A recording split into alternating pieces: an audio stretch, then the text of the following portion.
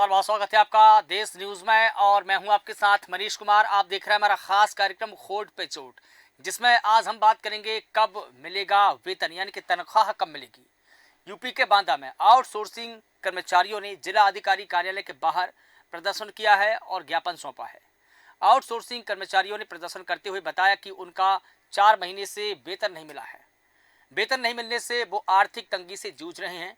आपको बता दें कि पूरा मामला जिला अधिकारी कार्यालय के सामने का है, जहां आज मेडिकल कॉलेज के आउटसोर्सिंग कर्मचारियों ने जिला अधिकारी कार्यालय पहुंचकर प्रदर्शन किया। साथ ही ज्ञापन देते हुए बताया कि उन्हें 4 महीने से आईटी वर्ल्ड कंपनी द्वारा वेतन नहीं दिया जा रहा है, जिसकी वजह से वो परेशान चल रहे हैं। उन्होंने बताया कि हम किराए के मकान में रहते हैं, उनको किराया नहीं दे पा रहे हैं। जब आईटी वर्ल्ड से वेतन मांगा जाता है तो वो हमको निकालने की धमकी देते हैं। वहीं कर्मचारियों ने आरोप लगाया है कि हर्षित, विनोद और अनुज नाम के सुपरवाइजर, वार्ड बॉय और वार्ड आया उनका शोषण करते हैं। हर्षित द्वारा फर्जी लेटर बनाया जाता है, उनसे 1000 रुपये प्रति कर्मियों की मांग की जाती है। भारी संख्या में आज आउटसोर्सिंग कर्मचारियों ने डीएम ऑफिस पहुंचकर प्रदर्शन किया है और ये मामला पूरा कहीं ना कहीं आउटसोर्सिंग कर्मचारियों के अलावा भी कई कर्मचारी ऐसे हैं, उनको भी नहीं मिला है। सबसे पहले हम वो बयान सुनेंगे कि इस पूरे मामले को लेकर के किसने क्या कुछ कहा है। मकान मालिक हम लोग का सामान बाहर किए दे रहे हैं। 4-4 महीने से हम लोग सैलरी नहीं दे, पैसा नहीं दे पा रहा है, सैलरी नहीं आ रहा, क्या करें बताइए। 100 रुपया रोज लगा के जाते हैं किराया भाड़ा, वहाँ से धमकी मिलती है टाइम से आओ, टाइमली आओ। छोटे छोटे बच्चे छोड़ के जा रहे हैं, कहाँ से खर्चा पूरा करें। लेडीज हम अकेले, 2 बच्चे पढ़ने लिखने वाले, कम से कम 1 लाख रुपया हो तो हम पति को लेके हॉस्पिटल दिखाएं। 6 महीने सैलरी नहीं आएगी तो बताओ हम क्या करेंगे। अगर पति को हमारे कुछ हुआ कौन जिम्मेदार है। 10-10 घंटे घर छोड़ के, बच्चे छोड़ के किस लिए वहाँ पे जाते हैं। हेड क्या बोलते हैं आपके जो साहब हैं वो कहते हैं कि आ जाएगी सर। 6 महीने से लटकाए हैं सहारे में। बताइए, हम 100 रुपया रोज किराया भाड़ा लगा के जाते हैं, कहाँ से पाए हम। और सर सैलरी मेरी मार्च से ही ज्वाइनिंग थी, अगर सैलरी आ नहीं रही है तो बस समस्या यही है कि लोग रोज किराया लगा के आते हैं और कहाँ तक हम किसी से लेंगे। तो हम यही चाहते हैं कि हमारे समय से सैलरी आए बस। और आउटसोर्सिंग है? हाँ, आउटसोर्सिंग सब लोग हम आउटसोर्सिंग ही है। और स्वीपर, वार्ड बॉय और गार्ड किसी की भी सैलरी टाइम से नहीं दे रहे हैं और 6-6 महीने तो सैलरी आ ही नहीं रही है। अगर सैलरी के लिए बोलते हैं तो कह देते हैं काम करना हो करो, ना करना हो ना करो। कौन कहता है? हमारे यहाँ के सुपरवाइजर। तो अपने कर्मचारियों का बयान सुना। 6 महीने से वेतन की राह तक रहे हैं कर्मचारी। आउटसोर्सिंग कर्मचारियों को अभी तक वेतन नहीं मिला है, आर्थिक तंगी से जूझ रहे हैं। कहीं ना किसी को किराया देना पड़ता है, मकान का किराया हो, ईएमआई हो, तमाम प्रकार के जो खर्चे हैं वो पूर्ति करनी होती है। लेकिन जब 6 महीने से किसी भी कर्मचारी को वेतन न मिले तो उनके दिल पर क्या गुजर रही होगी, या आप समझ सकते हैं। इस पूरे मुद्दे पर अधिक जानकारी के लिए हमारे साथ में कुछ मेहमान जुड़े हैं, जिनका मैं परिचय करा देता हूं। उसके बाद में इस पूरे मुद्दे पर हम चर्चा शुरू करेंगे। ज्ञानेश वर्मा जी हमारे साथ में जुड़े हैं, लखनऊ ब्यूरो हैं। इसके अलावा वेद प्रकाश वर्मा जी हमारे साथ में जुड़े हैं, आप संवाददाता है बांदा के। इसके अलावा पीसी क्रूल जी हमारे साथ में जुड़े हैं, समाज सेवी हैं। इसके अलावा डॉक्टर सत्येंद्र कुमार जी हमारे साथ में जुड़े हैं, वरिष्ठ पत्रकार। सर, आपका बहुत स्वागत करता हूं आप सभी का। सबसे पहले वेद प्रकाश, मैं आपसे जानना चाहूंगा, जिस प्रकार से आज आउटसोर्सिंग कर्मचारियों ने प्रदर्शन किया है, ज्ञापन सौंपा है, क्या कुछ उनकी समस्याएं थी, कितने दिनों से उनको वेतन नहीं मिला है, क्या डिमांड थी उनकी?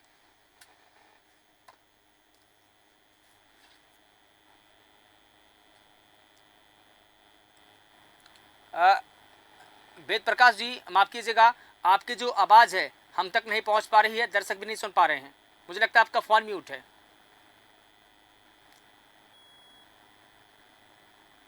ज्ञानेश वर्मा जी, मैं आपके पास में आना चाहूँगा। ठीक है वेद, आपके पास में वापस आऊँगा मैं।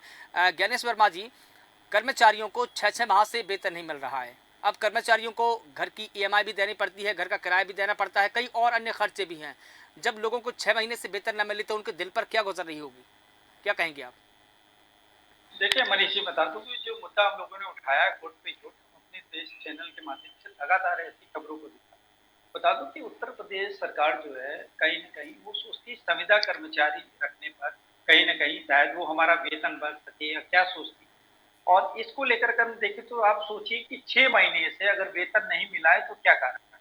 और 6 महीने में बता दूं कि जो एजेंसी होती है, जिस एजेंसी को काम दिया जाता है, जब अगर आप उससे बात करेंगे तो एजेंसी मालिक कहता है कि साहब हमको सरकार से ही वेतन नहीं मिला है। और जब सरकार से आप बात करेंगे तो सरकार के जो अधिकारी होते हैं जिनसे इनका टाई अप होता है, क्योंकि मनीष जी बता दूं, चाहे तो ये नगर निगम विभाग हो, चाहे बिजली विभाग हो, और चाहे अन्य विभाग हो, कोई भी, अब हम स्वास्थ्य विभाग की बात कर रहे हैं, इसमें जिस एजेंसी को काम दिया गया उस एजेंसी की जिम्मेदारी बनती है कि 1 महीने का पेमेंट शायद वो अपनी तरफ से देते हैं, और जब उनका बिल पास होता है तो फिर वो जो एम्प्लॉई है उनको पेमेंट देने का काम करते हैं। लेकिन अगर हम बात करते हैं कि इस आउटसोर्सिंग कर्मचारी से, तो वो उसकी सैलरी भी ज्यादा होती है मनीष जी, उसकी सैलरी कम से कम 17,000, 16,000, 15,000, और उसको एजेंसी वाले काट पीट कर उसमें 2-3 हजार रुपए, 4,000 रुपए काट के उनको वैसे वेतन कम करते हैं, और दूसरी चीज पैसा इतना होल्ड करके देते हैं। और जब इसकी तहकीकात की जाती है, कभी मैंने तहकीकात भी पिछले वाले मामले में किया था नगर निगम मामले में, तो उसमें जब अधिकारी से बात किया तो अधिकारी ने कहा कि साहब हमने तो पेमेंट इनको दे दिया है। अब जब उससे संविदा कर्मचारी से बात हुई, उसने कहा सर 3 महीने से पेमेंट नहीं, 4 महीने से पेमेंट नहीं है, मैं अपने घर का खर्च कैसे चलाऊंगा। और जब मैंने जो एजेंसी है उससे बात की तो उसने कहा कि सरकार ने पैसा हमको नहीं दिया, अगर सरकार हमको पैसा दे देती है तो हमें कोई दिक्कत नहीं होती। तो ये पूरा जो गोल गोल चलता रहता है। और बता दूं कि जबकि सरकार कहती है कि मेरे पास बिल आने के बाद में 1 महीने के अंदर पेमेंट हो जाता है, अगर ऐसा ऐसा होता है तो फिर क्या कारण है कि 6 महीने से भुगतान नहीं किया गया है। जो पीड़ित है, जो घर बार अपना छोड़ के नौकरी कर रहा है एम्प्लॉई, एक संविदा कर्मचारी, जिसको नौकरी का भी भरोसा नहीं मनीष जी कि 1 साल में हम नौकरी कर रहे हैं, आज है कल नहीं है।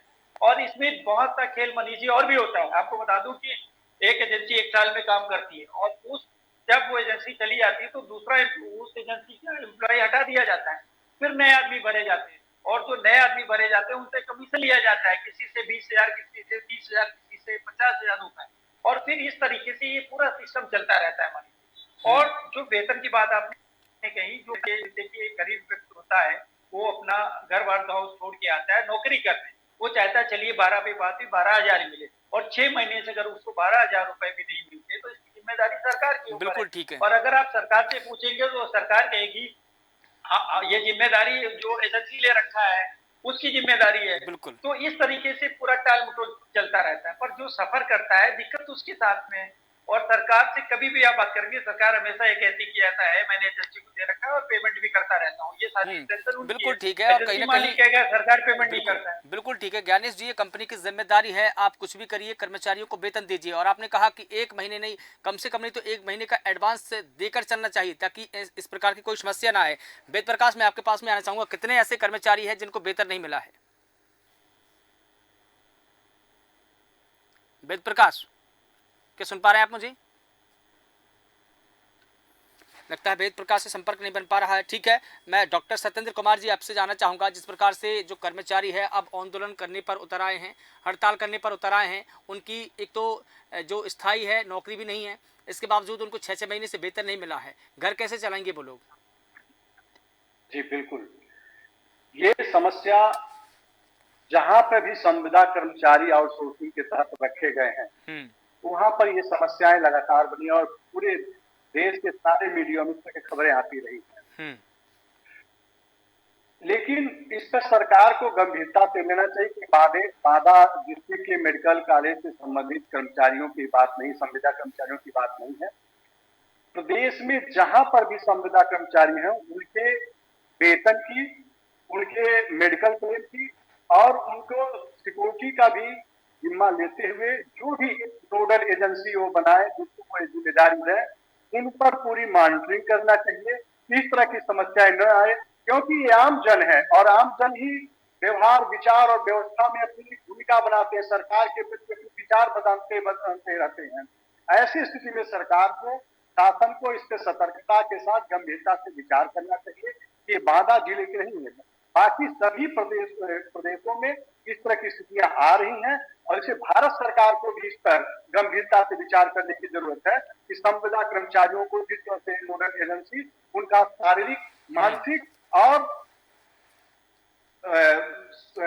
वेतन संबंधित जो आर्थिक शोषण कर रहे हैं उससे निजात मिले, स्वतंत्र रूप से काम कर सके कर्मचारी जो इस व्यवस्था से जुड़े हुए हैं और ईमानदारी से काम कर सके, क्योंकि वो भय से ग्रसित रहते हैं और वो पूरी 12 घंटा 24 घंटा काम करने के बाद उन्हें वेतन नहीं मिलता। 6-6 महीने, एक साल, 2-2 साल तक पेंडिंग पड़ा रहता है। उस घर की स्थिति क्या होती है, कैसे वो अपने घर को चलाते होंगे, इस पर शासन प्रशासन को गंभीरता से विचार करना चाहिए। बिल्कुल ठीक है। पीसी कुरेल जी, मैं आपसे जानना चाहूँगा, जिस प्रकार से जो मेडिकल कॉलेज में तैनात जो आउटसोर्सिंग कर्मचारी हैं, एक तो उनको 6 महीने से वेतन नहीं मिला है, जब भी वेतन मांगने जाते हैं तो धमकियां दी जाती है, निकाल देने का को भी कहा जाता है और कहीं ना कहीं उनका शोषण तो हो ही रहा है। उन्होंने सुपरवाइजर पर भी गंभीर आरोप लगाए हैं। वो बोलते हैं कि जब भी हम उनसे वेतन मांगने जाते हैं तो हमको धमकियाँ दी जाती है। कम से कम वेतन की बात तो ठीक है, लेकिन धमकियाँ देना कितना सही? देखिए, जो ये व्यवस्था है यही गलत है। जब परमानेंट इनकी आवश्यकता है तो नियमितीकरण के रूप में रेगुलर का इनकी अपॉइंटमेंट होना चाहिए। और देश में जो है ये व्यवस्था, ये कहने को तो विभाग द्वारा है, लेकिन ये सरकारों द्वारा फैलाई जा रही है। क्योंकि ये जो नियुक्ति है, आखिर इस तरह का सिस्टम क्यों बनाया? इसको जब बजट दिया तो इनको देखना चाहिए, वेतन समय से मिलना चाहिए। ये तो वैसे भी इनको वेतन कम मिलता है, इनका परिवार और पालन पोषण कैसे होगा? और जो सेवा देनी है जनता को, वो सेवा भी सही तरीके से नहीं दे पाएंगे। तो इस तरह की जो व्यवस्था देश में जो है, तो ये तो सरकारों का देन है कि सरकार जो है इस तरह का काम कर रही है। सुशासन की सरकार कहते हैं, सुशासन की सरकार कैसे हो? और जो कार्यपालिका की जो बात कहें, जो व्यवस्थापक को कहें, तो वो तो सरकार के माताए चल रहा है। और ये लोगों को कैसे और कमजोर किया जाए, कैसे लोगों को जो है रोजगार से बाहर किया जाए, ये सिस्टम चल रहा है। क्योंकि देश में जो इनकी व्यवस्था है, जो चलाना चाहते हैं, जो संविधान विरोधी व्यवस्था चलाना चाहते हैं, वो इसी तरह से चलेगी। तो ये तो पूरी तरीके से सरकार का दोष, ये पूरी तरीके इसको संज्ञान में ले। अगर सुशासन है और इसको आदर्श भारत बनाने की बात कर रहे हो, तो फिर पूरी तरीके से देखना चाहिए, इन समस्याओं का समाधान होना चाहिए।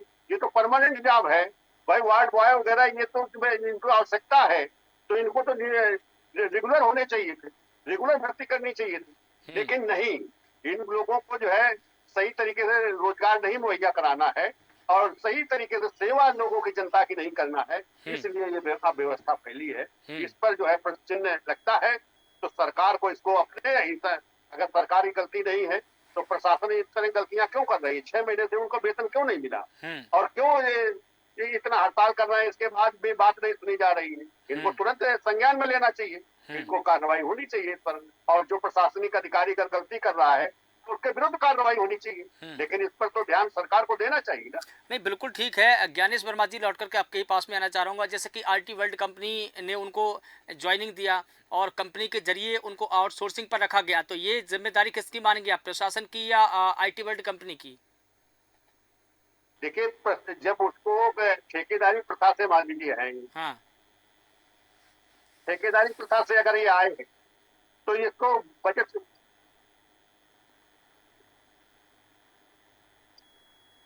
लेकिन अगर वो संविदा कर्मचारी हैं तो सरकार केवल ये चाहती कि संविदा कर्मचारी वो अपना पल्ला बचाना चाहती है। देखिए, वो संविदा कर्मचारी है और एजेंसी ही जाने। अब आप सोचिए, जबकि जो परमानेंट कर्मचारी हो उसको कितना वेतन मिलता है, 70,000 60,000, और अगर इस कर्मचारी को आप 10-12 हजार रुपए भी पे नहीं कर पा रहे हो, तो इस पॉलिसी का लाने का मतलब क्या है, मकसद क्या है? भाई संविदा आपने इसीलिए लाया था ना कि जो परमानेंट है उसमें सैलरी ज्यादा जाती है, और जब संविदा कर्मचारियों का वो ठीक से काम भी कराएंगे, सुविधाएं भी देगा और कम पैसे में काम करेगा। तो 6 महीने से आप 15, 16 या 12 हजार रुपए भी नहीं पे कर पा रहे, तो इसका मतलब ये पॉलिसी फेल हो जा रही है।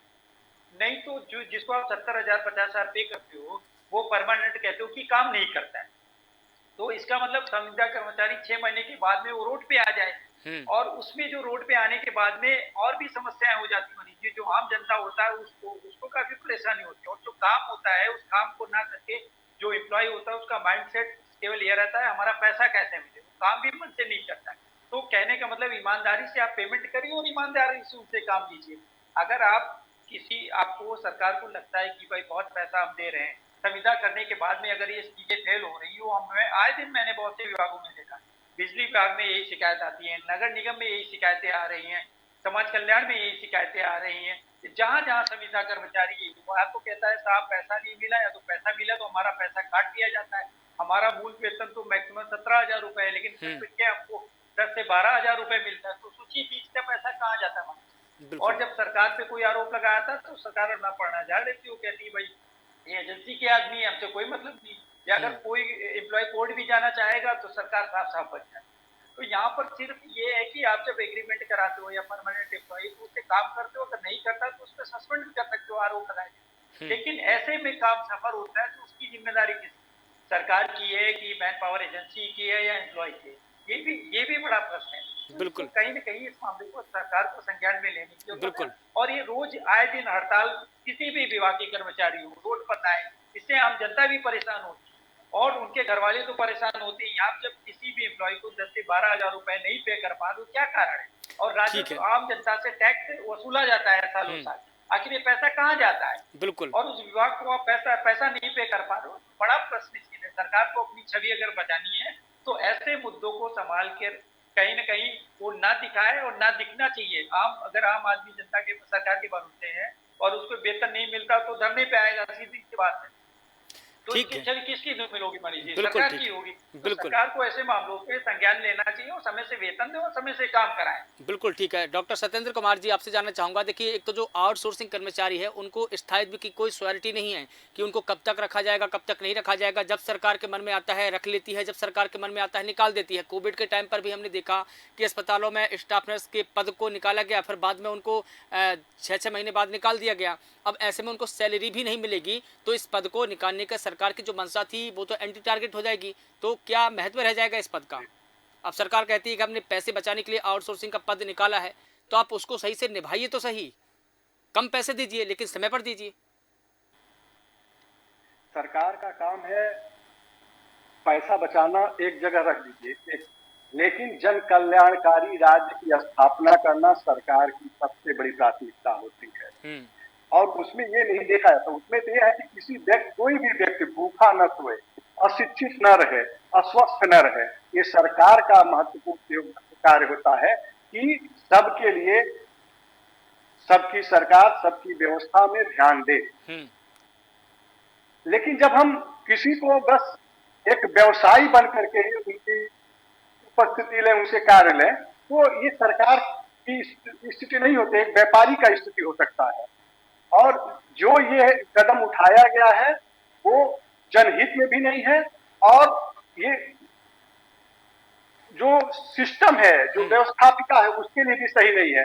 आप बताइए कि 10,000 रुपए के संविदा कर्मचारी रखेंगे और उससे महत्वपूर्ण कार्य फाइल पर कार्य कराएंगे, क्या इस तरह से जो बहुत सारे लीक हो रहे हैं खबर, वो कहाँ से हो रहे हैं? वही संविदा कर्मचारी करते हैं, क्योंकि उनको बाहर की दुनिया में बाहर के लोगों से अधिक पैसे मिल जाते हैं वो पेपर बेचने के। अधिकतर ये मामले सामने आते रहते हैं।